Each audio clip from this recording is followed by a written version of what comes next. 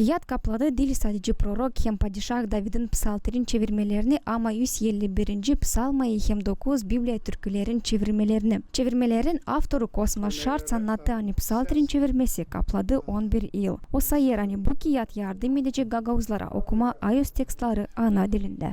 Ben çevirdim psalteri Gagavuz diline.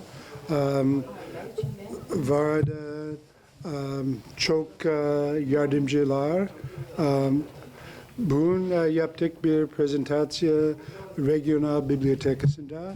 Петр Драганов adına Merkez Bibliotekası'nın bibliotekacısı Nadejda Topal nişanladı ani kiyat olacak önemli pravoslav dinin hem Gagavuz dilin koruması için. Kağıt çıktı Latin hem Kiril grafikasında. Sanırım hani bu kağıt bulacak kendi okuyucularını Gagavuzya'da Boba Kosmas bu dil onun ilk kağıdı serim çizgileme hani onun çıktığı illeri de kağıdı burada bizim bibliotekada olduğu prezentasyası Gagavuz Rusça sözlük.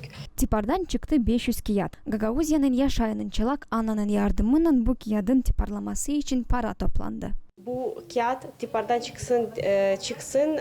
Ben yardım ettim para için ama ben para vermedim ama bir platformda biz bir объявление yaptık.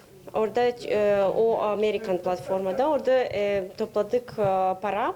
Hani en az 500 kopya tiparlansın. Bu projekt bizim dilimiz için hem kültür hem dinimiz için çok önemli olduğu için ben biraz daha çalıştım. Kiyatları verecekler Kişinöv Müzeyine, kiliselere hem bibliotekalara Gagavuzya'dan. Psalteri kabul edecekler Odessa bölgenin Gagavuz köylerin bibliotekaları da. Dora İkizli, Vyacheslav Kısa, Irina Rezunets, Haberler GRT.